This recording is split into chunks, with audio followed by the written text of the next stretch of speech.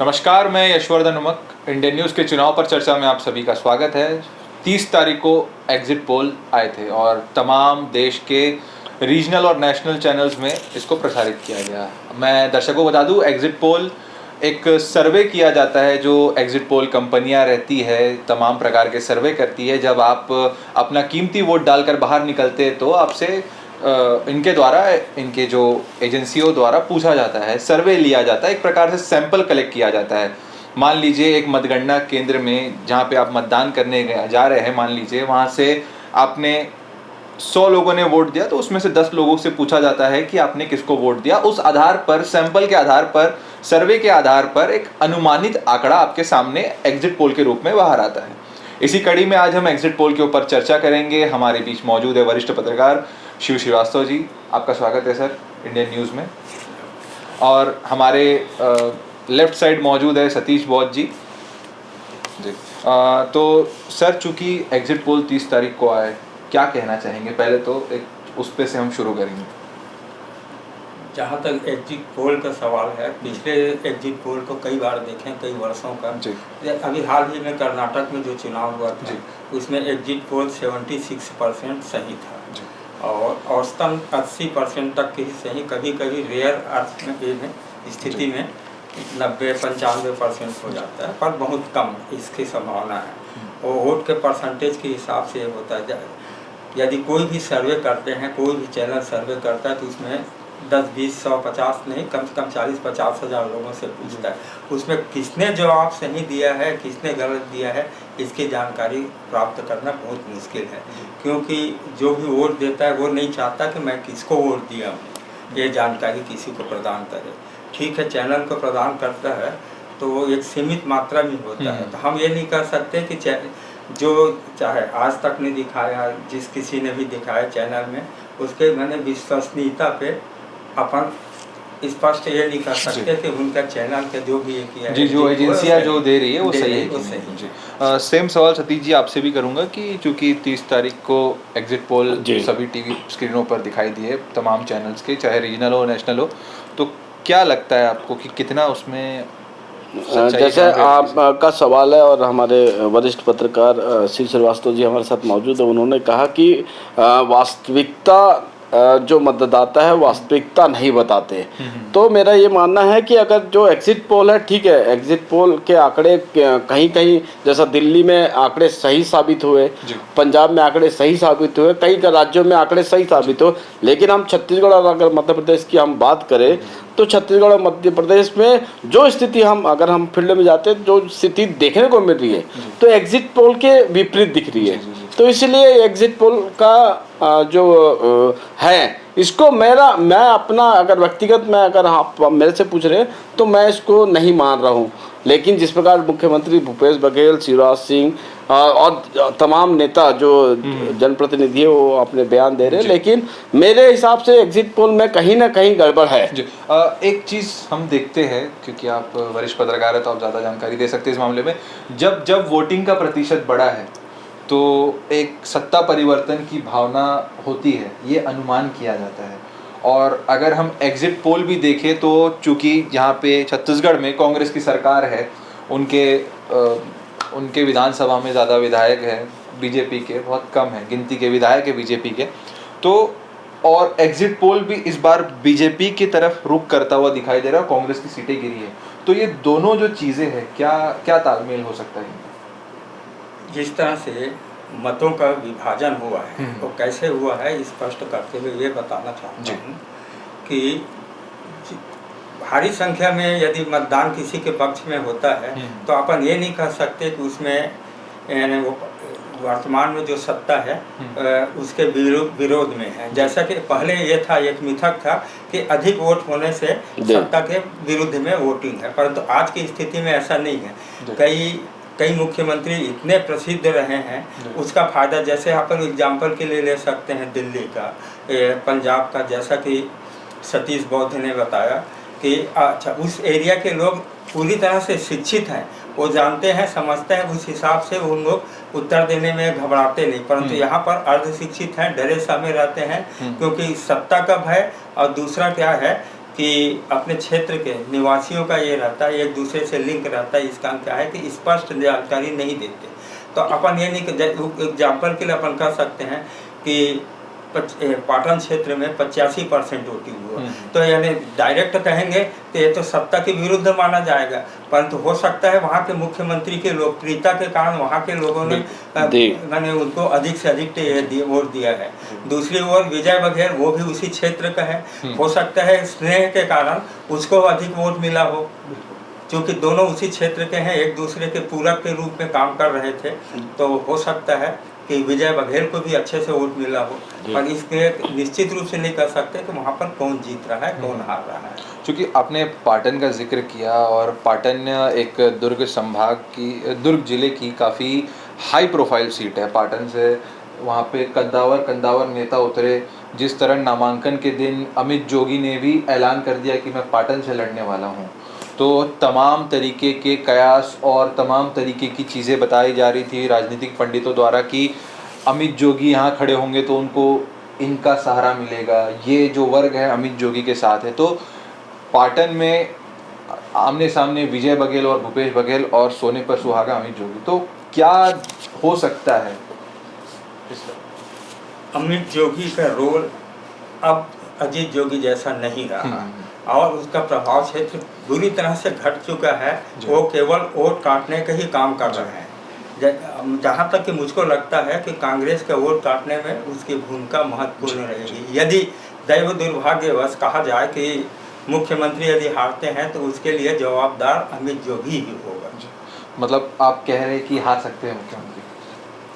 निश्चित रूप से यदि हारते हैं तो उसका जवाबदार अमित जोगी होगा, क्योंकि क्या है कि कांग्रेस को वोट काटने में वही सक्षम है, वो भाजपा को वोट काटने में उसके ये नहीं। सतीश जी, आप भी चूँकि पाटन पर ग्राउंड रिपोर्ट और तमाम वहाँ पे आप कवरेज करते रहे, तो क्या लगा वहाँ पे अमित जोगी का, विजय बघेल जी का और मुख्यमंत्री भूपेश बघेल? देखिए, छत्तीसगढ़ के मुख्यमंत्री भूपेश बघेल लगातार विकास को प्राथमिकता दी है, पाटन ने हमने देखा है। उसी प्रकार विजय बघेल भी लगातार सक्रिय रहे पाटन में, लेकिन अचानक छत्तीसगढ़ जनता कांग्रेस के प्रमुख अमित जोगी ने नामांकन दाखिल किया और पाटन से अपना नाम दाखिल करके वो मैदान में उतरे हैं। तो अगर एक जातिगत समीकरण की बात करें तो 18,000 लगभग वोट सतनामी समाज के हैं, ठाकुर समाज के कुछ वोट है, और जो अजीत जोगी के जो चाहने वाले वो कट्टर है। जिस प्रकार केडर वोट जैसा भारतीय जनता पार्टी का कहा जाता है, केडर वोट की भारतीय जनता पार्टी के जो वोटर्स है वो भारतीय जनता पार्टी को ही देंगे, उसी प्रकार अमित जोगी के जो पिता है अजीत जोगी पूर्व मुख्यमंत्री, तो उनका भी बहुत चाहने वाले वो जनप्रिय नेता थे और उनको चाहने वाले। तो कहीं ना कहीं पूरा इस अगर चुनाव की बात करें तो नुकसान कांग्रेस को ही होना है, भारतीय जनता पार्टी को नहीं होना है। जी, जैसा आपने कहा नुकसान भारतीय जनता पार्टी को नहीं होना है, कांग्रेस को होना है। तो एक प्रकार से देखा जाए कि मुख्यमंत्री की पिछले बार के मुकाबले, चूंकि पिछले बार वो मुख्यमंत्री तो नहीं थे, इस बार मुख्यमंत्री बने, तो लोकप्रियता में कितना इजाफा हुआ? आप भी ग्राउंड में जाते हैं और आप लोगों से बात करते हैं। मुख्यमंत्री की लोकप्रियता ग्रामीण क्षेत्रों में है, इससे कोई अस्वीकार नहीं करता। किसी भी संभाग में जाए, और शहरी क्षेत्र में उनका प्रभाव ज़्यादा नहीं रहा। क्या हो सकता है इसका कारण? इसका कारण क्या है कि उन्होंने प्राथमिकता के आधार पर विकास कार्य ग्रामीण क्षेत्रों में किया। शहरी क्षेत्रों में कहीं भी ऐसा न तो औद्योगिक क्षेत्र में विकास हुआ, न तो सामाजिक दायरे में विस्तृत कर पाए शहरी क्षेत्र में। यहाँ तक कि सड़कों के बारे में 5 साल तक के चारों तरफ से आवाज़ आती रही, लेकिन सड़कों का मरम्मत, पुलियों का नए नवनिर्माण के क्षेत्र में पीछे रहा। एक भी आपका जैसे रमन काल में जिस तरह से जगह जगह सड़कों का जाल बिछाया गया, वैसा कहीं दिखाई नहीं दिया। आपको ये लगा है क्या कि इस बार एग्रीकल्चर को ज़्यादा प्रमोट किया उन्होंने? एग्रीकल्चर सेक्टर की तरफ ही फोकस था उनका, हर चीज़ को देखा जाए तो किसानों को लेकर एग्रीकल्चर सेक्टर में तो निश्चित रूप से उसका कार्य अच्छा रहा। विशेष करके जितने भी धान के हो या गोबर का खाद हो, नरवा बाड़ी के सिद्धांतों पर ग्रामीण क्षेत्र के वहाँ पर रीपा प्रोजेक्ट करके छोटे छोटे कुटीर उद्योग, लघु उद्योग स्थापित करके वहाँ के महिलाओं को और युवाओं को मैंने रोजगार देने का प्रयास किया। ये निश्चित रूप से उसका प्रयास का हर कोई स्वागत ही करेगा, परंतु चूँकि 5 साल का उनका कार्यकाल ये रहा तो दायरा सीमित रहा। जी एक और चीज़ थी, जैसे हम बात कर रहे हैं एग्रीकल्चर सेक्टर को बढ़ावा दिया, हम लोग काफ़ी बार चर्चा भी करते हैं कि टमाटर फेंकने में आते हैं, उसके लिए कोई स्टोरेज यूनिट या ऐसा कोई यूनिट नहीं बनाया जाता कि जिससे जो ग्रामीण हो, जो किसान हो, उससे उत्पादन कर सके सॉस का, किसी चीज़ का। क्योंकि सी मार्ट जो है उसमें प्रोडक्ट्स रखे जाते हैं, मगर इन सारी चीज़ों पर ध्यान देना चाहिए कि आप टमाटर की, जैसे टमाटर का उत्पादन हो रहा है, टमाटर फेंकने में जा रहे हैं, तो इसका करें। इस तरीके से आधुनिकीकरण नहीं लाया जा रहा है एग्रीकल्चर में। क्योंकि क्या है, टमाटर वगैरह ऐसा सीजनल प्रोडक्ट है, स्थायी रूप से कहीं पर रखा नहीं जा सकता, चाहे स्टोरेज करके रखें। हाँ, छोटे छोटे जगह पे कोल्ड स्टोरेज की सुविधा, कोल्ड स्टोरेज की से अधिक प्रसंस्करण उद्योग लगाने की जरूरत है। हर जिले में 1-2 लग जाए तो निश्चित रूप से टमाटर के साथ और कई चीज़ बन सकते हैं। चूँकि आपने बताया नरवा, गरवा, गुरवाबाड़ी ये धरातल पर उतनी कोई सफल योजनाएं नहीं रही, मगर मुख्यमंत्री द्वारा 2 लाख रुपए में गोबर से फायदा हुआ किसान को, ये कहा जा रहा है, लाखों टन खाद बेचा जा रहा है, तो ये कैसे धरातल पर पॉसिबल है? ग्रामीण क्षेत्रों में ऐसे किसान हैं जिनके यहाँ 40, 50, 60, 100 रुपये 150 ये हैं जानवर हैं, गाय भैंस बैल, तो उन लोग भी एकत्रित करके पहले तो अपने खेतों में डालते थे, खाद बनाने की व्यवस्था करते थे, लेकिन इन दिनों चूँकि 2 रुपये पर किलो ये मिल रहा है तो उन लोगों ने बेचना चालू कर दिए सरकार को। ये बात अलग है कि सरकार के पास कई ये जो गोबर उत्पादकों को पैसा देने के पैसा नहीं दिए हैं, कहीं पर 14,000, कहीं पर 10,000, कहीं पर 20,000, इस प्रकार के निरंतर शिकायतें आती रही हैं। इस सब के बावजूद क्या है कि खेतों में गोबर का खाद यानी आदिकाल से चलते रहा है, अच्छा ये चीज़ है, परंतु जिस तरह से इन लोगों यानी जबरिया किसानों को खाद बेच रहे हैं और खाद में गोबर का प्रतिशत कम और मिट्टी का मुरम का प्रतिशत अधिक होने के कारण किसान इसको खरीदने से इनकार कर रहे हैं। सेम सवाल आपसे सतीश जी। देखिए, जो भी योजना बनती है सरकार की, या कांग्रेस की हो या बीजेपी की हो, किसी भी सरकार हो, तो जो योजनाएं बनती है, योजना लोगों को फायदा पहुंचाने के लिए बनती है और योजनाएं अच्छी होती है, लेकिन उसको धरातल पे लाने वाले जो अधिकारी है उनकी लापरवाही के कारण योजना ठंडे बस्ते में चले जाती है। आपने देखा कि भूपेश बघेल ने नरवा, गुरवा, भाड़ी, आपको उसके फ़ायदे मैं बता दूं, जैसा आपने कहा कि गोठान में जानवर नहीं है, खाद में मिट्टी मिली हुई है, बहुत सारी बातें आपने कही, तो मैं आपको बता दूं कि जो योजनाएं बनी हैं भूपेश बघेल की सरकार ने जो योजनाएं बनाई थी, बहुत अच्छी योजना थी।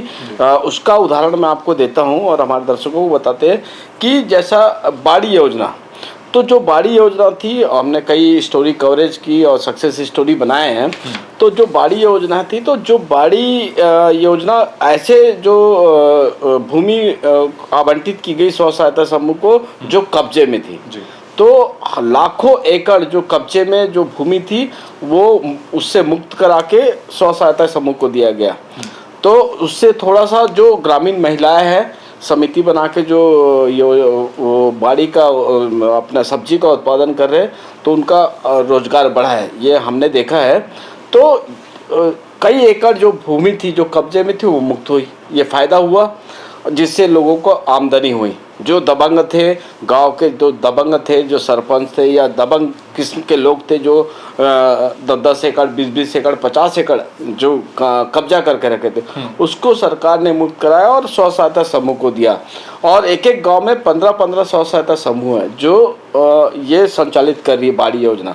तो एक अच्छी योजना है, लेकिन जो अधिकारी है वो बाड़ी को एक व्यवस्थित ढंग से नहीं चला पाए, जो समितियां चल रही थी उन पर मॉनिटरिंग नहीं की, इसके लिए कुछ गांव में वो योजना असफल रही है। उसी प्रकार गोठान की अगर बात करें, गोठान भी योजना बहुत अच्छी थी, ताकि एक जानवर एक जगह इकट्ठा रहे, वहाँ व्यवस्था रहे उनको, और जिस प्रकार जो नुकसान पहुंचाते थे खेतों में, बाड़ी में या किसी के फार्म हाउस में जाकर, तो वो उस बचाने के उद्देश्य को लेते हुए ये योजना बनी थी ताकि एक जगह सुरक्षित रहे। लेकिन सतीश जी मैं आपको रोकना चाहूँगा, आपने चूंकि कहा कि बनी थी योजना मगर उसका फायदा नहीं हुआ। गाय अधिकारी जो है, जो उनको मॉनिटरिंग करे, वो अधिकारी नाकाम रहे इस योजना को सफल बनाने में। इसमें मुख्यमंत्री या प्रशासन शासन का कोई रोल नहीं है, मॉनिटरिंग करने वाले अधिकारियों की गलती मैं मानता हूँ। जी जी। चलिए, खेती किसानी से दूर होकर हम अब फिर से चुनाव पर आते हैं जी।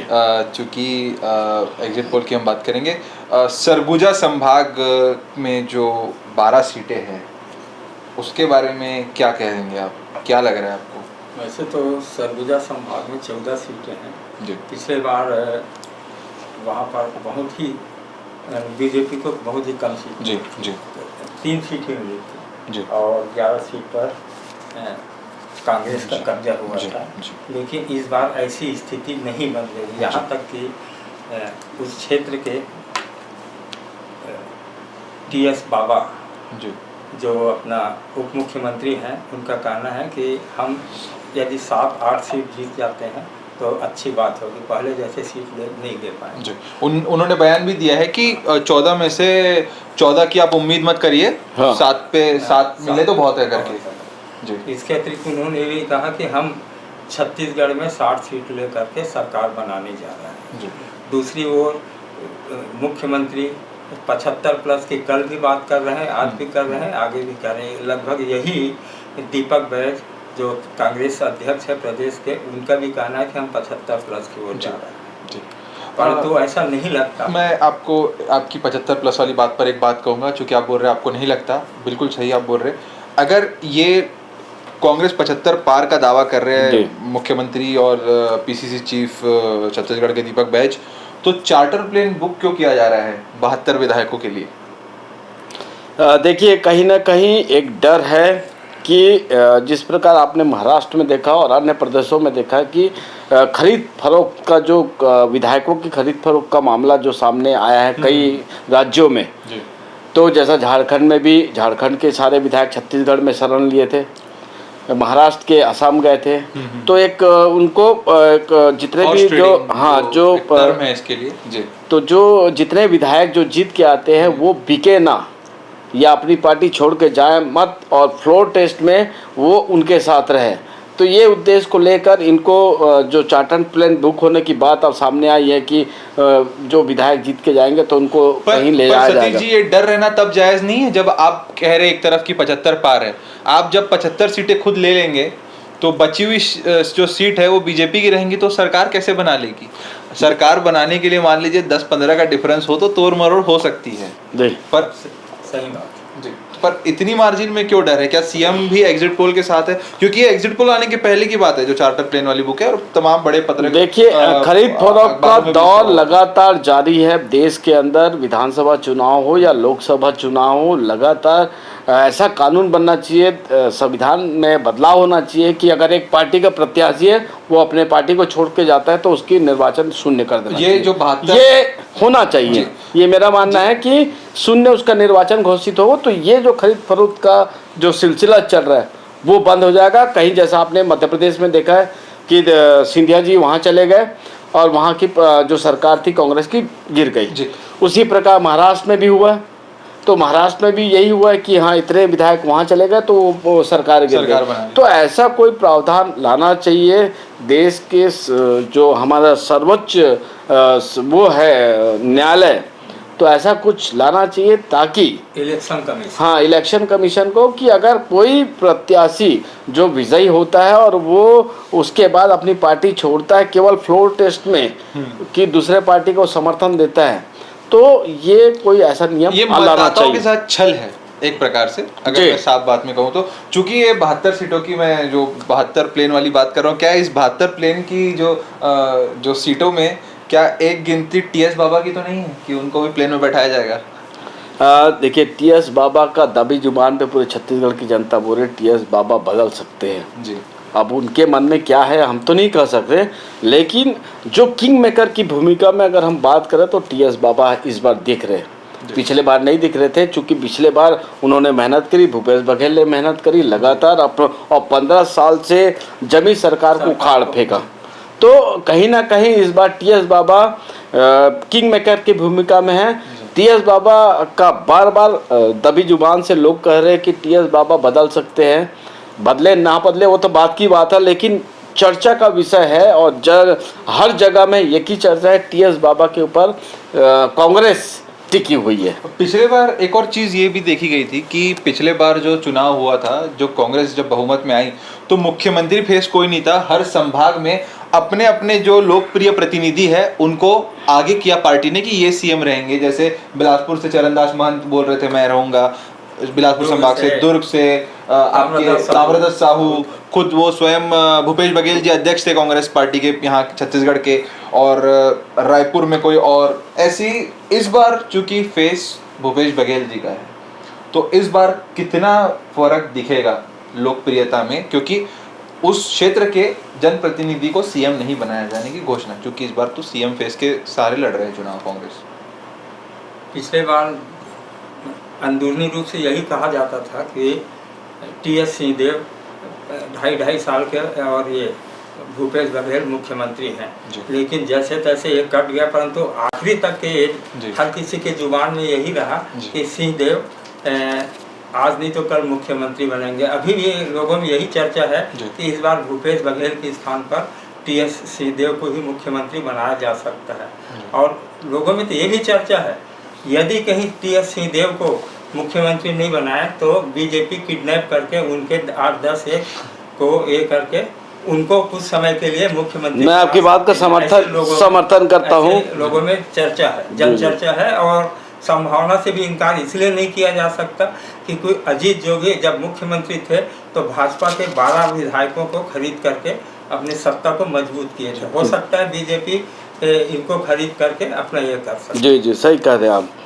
तो सीधा सीधा कहना है कि अभी अगर जिस प्रकार एग्जिट पोल के आंकड़े आ रहे हैं और जो नतीजे दिख रहे हैं कि छत्तीसगढ़ में कांग्रेस को बहुमत मिल रहा है, तो ये कहना गलत हो सकता है कि किसकी सरकार बन रही है। क्योंकि जो जितने भी, जैसे आप विश्लेषक बनकर हमारे स्टूडियो पहुँचे और कई विश्लेषकों से हमारी चर्चा हुई और हमारे दर्शकों ने हमको बताया कि अभी स्पष्ट बहुमत कहना गलत होगा। 24 घंटे का समय है। 24 घंटे बाद रिजल्ट सबके सामने आ जाएगा। लेकिन जो जिस प्रकार एग्जिट पोल का जो दावा कर रहे हैं, कितना सच होगा ये कहना गलत होगा। और इसके बाद हम बिलासपुर संभाग की ओर बढ़ते हैं। बिलासपुर संभाग में क्या स्थिति लग रही है बीजेपी की, क्योंकि बिलासपुर संभाग में शक्ति में चरणदास महंत खड़े हैं खिलावन साहू के विरुद्ध, तो ये बड़ी हॉट सीट है, तो इसमें क्या कहना है? शक्ति में चरणदास महंत की स्थिति तो ठीक है, तो वही बिलासपुर में अमर अग्रवाल जी, वो जीत की ओर अग्रसर है। तो कोटा में प्रबल प्रताप सिंह भी बीजेपी के हैं, ये भी जीत की ओर है। लोरमी में आपका तनेश्वर साहू, अरुण साहू वो भी जीतने की स्थिति में है। तखतपुर में थोड़ी स्थिति भाजपा की कमजोर है। अच्छा, क्योंकि वहाँ पर ऐसे कैंडिडेट को दिया था जो जोगी कांग्रेस से वापस आया था, धर्मजीत सिंह। और उसी बीच जैसे आप बात करें अगर रायपुर संभाग की, तो एक सीट बोलते हैं बहुत मुश्किल लग रहा है इस बार ब्रिजमोहन के मुश्किल लग रहा है, लेकिन मैंने चूँकि लोकप्रियता में बहुत आगे है, इस कारण चाहे कम वोट से जीते पर जीतने उसके करीब करीब संघर्ष ज़्यादा दिख रहा है इस बार उनका। हाँ, इस बार उनको संघर्ष इसलिए करना पड़ा है क्योंकि पिछले 3-4 महीना से टोटली वो कांग्रेस के विरुद्ध हुआ करते। मैंने इस प्रकार के वातावरण, यहाँ तक कि उस मकान को भी छोड़ करके अलग मकान बनाना शुरू कर दिए, जिस मकान को विधायक निवास में चले गए। और महापौर अजीत एजाज ढेबर के विरुद्ध में लगातार ये करने के कारण क्या है कि वहाँ पर स्थिति ये हो गई। देखिए, मैं कहना चाहूँगा आपकी बातों को रखते हुए कि इस बार भारतीय जनता पार्टी की स्थिति मजबूत है। जिस प्रकार 14 सीट पिछले विधानसभा में 14 केवल सीट भारतीय जनता पार्टी ने जीता था, लेकिन एग्जिट पोल अगर की आंकड़े की हम बात करें तो इस बार भारतीय जनता पार्टी की स्थिति मजबूत है। और कहीं ना कहीं जो अब दबी जुबान की बात हमने पहले भी कहा है, हमारे दर्शकों को और हमारी चर्चा जारी है, तो दबी जुबान में ये कहा जा रहा है कि बीजेपी सत्ता में आसीन हो सकती है।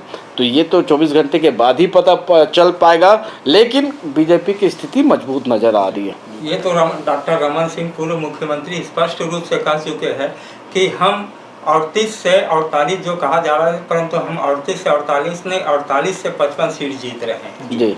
तो बहुमत किसका होगा? तो यदि 48 से बहुमत 55 सीट जीत रहे हैं तो निश्चित रूप से बहुमत बीजेपी का है। और अगर छत्तीसगढ़ की हम बात करें, भारतीय जनता पार्टी और कांग्रेस के बीच में सीधा मुकाबला है और अन्य पार्टी कोई नहीं है वहाँ पर, तो अगर पूरे छत्तीसगढ़ की हम बात करें तो कांग्रेस का ग्राफ गिरा आप मानते हैं कि नहीं? निश्चित रूप से कांग्रेस का ग्राफ गिरा है। कारण उसका कारण केवल एकमात्र कारण यही है कि ग्रामीण क्षेत्रों की ओर ध्यान दिया, शहरी क्षेत्र को नहीं दिया। शहरी क्षेत्र में अधिकांश पूर्व के भांति भाजपा हर समय शहरी क्षेत्र में बिजी रहा है, पिछले 2003 से आज तक के देखें तो। और जो 14-15 सीट जीते थे अधिकतर शहरी क्षेत्र से ही जीते थे। अभी चूंकि ग्रामीण आदिवासी क्षेत्र में भी भाजपा ने अपनी स्थिति काफी मजबूत कर ली है, खास करके बस्तर क्षेत्र में और सरगुजा क्षेत्र में। उनके लिए बहुत मैं आपसे एक सवाल करना चाहूँगा। बस्तर की आपने बात करी, तो बस्तर की 12 सीटों में आपका आकलन क्या कहता है, कितनी सीटें कांग्रेस के पास रहेगी और कितनी भारतीय जनता पार्टी के पास? अब तक की स्थिति यही है कि 7 से 8 सीट भाजपा को या 4 से 5 सीट कांग्रेस को जी। और वो उसी एरिया में सिमट गया है, सुकमा, बीजापुर, कोंटा और चित्रकूट। और जहाँ तक कि शहरी क्षेत्र है वहाँ जगदलपुर को शहरी क्षेत्र मानेंगे, कांकेर को भी शहरी क्षेत्र मानेंगे, भानु प्रतापपुर शहरी क्षेत्र है, अंतागढ़ क्षेत्र भी भाजपा के बहुत मजबूत गढ़ है। अगर टिकट वितरण की बात करें कांग्रेस की, तो कांग्रेस का जो टिकट वितरण हुआ है, जो सिटिंग एमएलए को हटाकर अन्य को प्रत्याशी कांग्रेस ने बनाया, तो इसका फायदा कांग्रेस को मिलेगा कि नहीं? निश्चित रूप से कांग्रेस को मिलेगा। इसका कारण क्या है कि कई कैंडिडेट जो कि विधायक थे उनका परफॉर्मेंस जांच करने पर कांग्रेस के नेताओं द्वारा जांच करने पर काफी कमजोर पाया गया था, इस कारण उनको हटाया गया। जी। और इसका फायदा कांग्रेस को मिलना चाहिए। भारतीय जनता पार्टी नए एक्सपेरिमेंट करती है। आपने देखा होगा कि साझा में जो एक्सपेरिमेंट उनका है वो कारगर साबित होता नजर आ रहा है। आप क्या मानते हैं? ये निश्चित रूप से कहा जाए कि ईश्वर साहू को जिस तरह से टिकट दिया एक यानी मजदूर को, ये आश्चर्य की बात है लोगों के इसमें, परंतु जिस तेजी से ईश्वर साहू ने अपना प्रचार प्रसार ये किया और खास करके साहू समाज के और ओबीसी, न केवल साहू समाज, ओबीसी भी खुल करके उसके साथ दिए। यहाँ तक कि वहाँ तो लोगों का कहना था कि हमें चाहे किसी भी स्थिति में पंडित राज को समाप्त करना है, अर्थात रविंद्र चौबे को जो निरंतर ये करके वहाँ की दादागिरी चल रही है उसको समाप्त करना है। इस ध्येय को लेकर के ईश्वर साहू के प्रति मतदान के प्रतिशत जो अच्छा गया है। और वहाँ पे मैं एक चीज़ इसमें ऐड करना चाहूँगा, 70% वहाँ साहू समाज। अब इसी प्रकार हम बात करेंगे कि मोहम्मद अकबर की बात करा जाए कवर्धा से, कबीरधाम जिले से। मैं कवर्धा में वो प्रत्याशी है, तो जो मुस्लिम समाज के बाहुल्यता कबीरधाम में देखी गई है और लगातार धार्मिक जो सांप्रदायिक दंगे भी कवर्धा से ही सामने आए थे। कितना फर्क इससे कांग्रेस को पड़ेगा और भाजपा को कितना फायदा होगा? क्योंकि सत्ता में कांग्रेस है, इसलिए हम कांग्रेस की बात कर रहे हैं। छत्तीसगढ़ में कांग्रेस शासन में सांप्रदायिक दंगा होना बहुत ही दुर्भाग्यपूर्ण था। उसके लिए जिम्मेदार मंत्री अकबर को ही माना गया।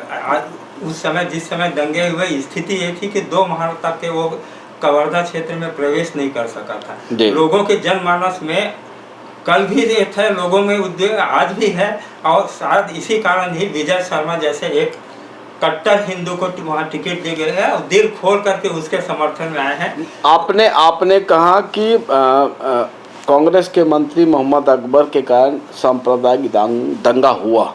आपने कहा सेम उसके विपरीत नारायणपुर में आदिवासी और क्रिश्चियन, वहाँ कोई कांग्रेस नहीं थी। तो वहाँ भी सांप्रदायिक वहाँ का मुद्दा तनाव अलग हुआ। नहीं, वहाँ के सांप्रदायिक दंगे का कारण क्या अलग है? था। धर्म परिवर्तन। जी। धर्म परिवर्तन। क्रिश्चियन को जिस तरह से कांग्रेस शासन काल में ही बने थे वो जी हैं, और विशेष करके अजीत जोगी जब मुख्यमंत्री थे तो करीब 300 चर्च जी बस्तर क्षेत्र में बने थे, चाहे वो झोपड़ी के रूप में हो चाहे कुछ हो, और सर्वाधिक ये उसी समय हुए थे। और चूंकि आदिवासियों में जागृति आते जा रही है अपने समाज और ये के प्रति, इसके कारण क्या है कि विशेष करके जैसे वहाँ पर कोई ईसाई खत्म हो गया तो वहाँ उस क्षेत्र में आप उसको दफना नहीं सकते। जी और इसी के कारण ही ये हुआ कि मैंने क्रिश्चियन का विरोध किए हैं, ये का विरोध नहीं किए हैं, कांग्रेस का कम्युनिटी का विरोध हुआ है। जी देखिए चूंकि आदिवासी हिंदू नहीं है, आप मानते हैं? नहीं मानता, आदिवासी हिंदू नहीं है। मैं नहीं मानता, कारण मैं उसका स्पष्ट बताना चाहता हूँ, जी। वो भी थोड़ा सुन। जी। जितने हिंदू लोग देवी देवताओं की पूजा करते हैं, करीब करीब वो लोग भी देवी देवताओं की पूजा, नाम भर अंतर है। वो लोग भी लक्ष्मी की पूजा करते हैं, वो भी दुर्गा की पूजा करते हैं, वो लोग शंकर जी का पूजा करते हैं, नाम भले उनका बूढ़ा देव है। और कहीं भी संस्कृति देखो, हिंदुओं का संस्कृति है, उसके संस्कृति में ज़्यादा ये नहीं। ये तो कांग्रेस की ये है कि उनको यानी अलग करने का, जिस तरह से आप डिवाइड एंड रूल, बौद्ध को, जैन को, सिख को, जो कि पूरी तरह से उनकी संस्कृति हिंदू संस्कृति से मेल खाता है, उनको यानी आप अल्पसंख्यक बना करके अपना वोट बैंक मजबूत कर। आपने कहा वोट बैंक की बात अगर हम कर रहे हैं, तो अगर हम वोट बैंक में आते हैं और वोट बैंक की बात अगर हम कर रहे हैं, तो छत्तीसगढ़ में आदिवासी समाज की बहुलता है, ठीक। केंद्र सरकार जम्मू कश्मीर में धारा 370 समाप्त कर दी। आदिवासियों का भी धारा 370 या 71, मेरे को पूरी तरह जानकारी नहीं। हाँ, पैसा एक्ट है, वो भी अगर आप सामान्य व्यक्ति जमीन नहीं खरीद सकता, तो क्या यहाँ पर भी केंद्र सरकार ऐसा कुछ योजना ला रही है? नहीं, ये योजना है, केंद्र सरकार की भी योजना है, राज्य सरकार है। आदिवासी की जमीन केवल आदिवासी ही खरीद सकते हैं जी। लेकिन कुछ ऐसी स्थिति है जैसे केंद्र सरकार को या राज्य सरकार को यानी विकास कार्य के लिए, सड़क के लिए, उद्योग के लिए या ये है, तो उसका ये करके नोटिफिकेशन जारी करके उनकी ज़मीन ले सकते हैं। परंतु देखा ये गया है कि आदिवासियों को ज़मीन सामान्य वर्ग की भी ले रहे हैं। हाँ। और उसको बड़ा तरीके से ये कही है, इसमें शासन प्रशासन और जिम्मेदार अधिकारी हैं जो इस प्रकार की इसमें सहयोग करते हैं। धर्म और इसको छोड़कर हम सीधा राजनीति में आते हैं, और हमारे जो दर्शक बने हुए हैं, हमारे जो चर्चा सुन रहे, अब वो चूँकि पॉलिटिकल माहौल है और कुछ ही घंटे बचे नतीजे आने में, तो आपसे मेरा सवाल है श्रीवास्तव जी कि अगर जिस प्रकार दुर्ग जो संभाग है, यहाँ सबसे ज़्यादा कैबिनेट के मिनिस्टर है, दुर्ग संभाग में भारतीय जनता पार्टी का प्रदर्शन आपने क्या देखा? या घोषणा पत्र को लेके कहा जाए या ग्राउंड लेवल पे कहा जाए, क्या प्रदर्शन देखा भारतीय जनता पार्टी का, पहले आप बताइए। ग्राउंड लेवल पर भाजपा को जो करना चाहिए वो नहीं कर पाए। इसके बावजूद भी चूंकि केडर पार्टी है, उनकी मजबूरी था पार्टी को वोट देना, पार्टी के कैंडिडेट को वोट देना। इसके कारण क्या है कि सीधे सीधे यदि मान लो 1 लाख वोट है तो उनमें करीब 25-30% तो सीधे सीधे यानी उनके केडर पार्टी का वोट हो जाता है। दूसरा, जितने भी अनुसांगिक संगठन RSS हो या महिला मोर्चा ये वगैरह हो, विश्व हिंदू परिषद, ये सब क्या है कि सक्रिय रूप से भागीदारी निभाए हैं। इसके कारण ऐसी आशा है। गुटबाजी को क्या कहेंगे? भारतीय जनता पार्टी में भी गुटबाजी देखी गई है। निश्चित रूप से जिस तरह कांग्रेस में गुटबाजी कम है, पर भाजपा में गुटबाजी कहीं अधिक दिखाई दी है जी। इसके बावजूद भी उनके पास में मजबूरी थी कि हम किसी भी तरीके से उनको सहयोग करें। क्या मानते हैं 15 साल भारतीय जनता पार्टी ने छत्तीसगढ़ में राज किया, क्या उनके विकास को जनता इस बार मानेगी? कांग्रेस के कमजोरी और हार का मुख्य कारण यही होगा कि आम पब्लिक ने कांग्रेस शासनकाल में विकास नहीं देखा, और देखा भी है तो बहुत सीमित मात्रा में, वो भी ग्रामीण क्षेत्र में। चूँकि एक बहुत बड़ा फैक्टर है मोदी फैक्टर। आप ग्राउंड में देखे होंगे तो बहुत सारे लोग जो प्रचार कर रहे थे वो अपने फोटो के साथ बड़ा फोटो नरेंद्र मोदी का लगा के प्रचार कर रहे थे। तो नरेंद्र मोदी इस विधानसभा चुनाव में क्या फैक्टर है, क्या कर सकते हैं वो? देखिए, महिलाओं का यदि 100 वोट है तो 60% मोदी को गया है और 40 ये है, क्योंकि महिलाओं के काम के लिए जाके, चाहे आर्थिक हो, चाहे सामाजिक हो, चाहे नैतिक हो, चाहे उनके लिए कानून हो, हर दृष्टि से देखा जाए, उज्ज्वला योजना, बेटी बचाओ बेटी बढ़ाओ योजना, और उनके हित में जितने भी ये हुए ना, स्व सहायता समिति को लोन दे करके उनको आगे बढ़ाना, महिलाओं को मजबूत करना, इस काम क्या है कि भाजपा से यानी कहीं अधिक जुड़ा है कांग्रेस की अपेक्षा महिला। तो मतलब मोदी का एक फैक्टर चला। ठीक है, आपने मोदी की तारीफ की कि बहुत सारी अच्छी योजना महिलाओं, युवाओं, बेरोजगारी जिस प्रकार लगातार बढ़ रही है देश में, प्रदेश में, बेरोजगारी पर इस चुनाव पे किसी ने कुछ नहीं कहा, क्यों? आप क्या मानते हैं? एक वरिष्ठ पत्रकार है, संपादक है। बेरोजगारी की समस्या को दूर करने के लिए निजी क्षेत्र को ही सामने आएगा। आप यदि उनको उद्योग लगाने में ये सहयोग नहीं करेंगे, उनको ज़मीन नहीं देंगे, उनके लिए कई प्रकार के प्रशासनिक ये कमजोरी ये करेंगे। सरकारी क्षेत्र में तो नौकरी तो एक सीमित होता है, उसका दायरा सीमित है, पर निजी क्षेत्र में तो बहुत है। आप यानी आप पिछले देखिए 5-10 साल में आपको कहीं पर भी कोई ऐसा उद्योग नहीं लगा जहां पर 100, 200, 500 लोगों को रोजगार मिले। ठीक है, आपने मोदी जी की तारीफ करी।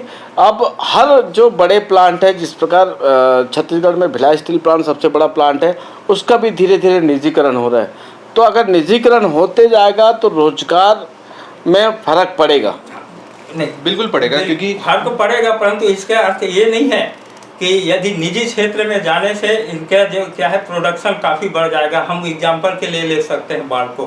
वहाँ पर पिछले 15 साल में पहले केवल 1 लाख टन उत्पादन होता था, आज 12 लाख टन का उत्पादन हो रहा है। कोई भी निजी क्षेत्र में आप जाके देखिए, हाँ वहाँ पर श्रमिकों का शोषण ये होता है, इसके लिए जिम्मेदार वास्तविक में प्रशासनिक अधिकारी हैं। कोई दूसरे एग्जाम्पल के लिए हम एक छोटा सा भिलाई इस्पात संयंत्र के मैंने एक श्रमिक जहाँ काम करते हैं, जिन श्रमिकों को 477 रुपया आपका निजी क्षेत्र में मिलता है JSW में, रायगढ़ में, वहीं यहाँ पर 270, 300, 350 देते हैं।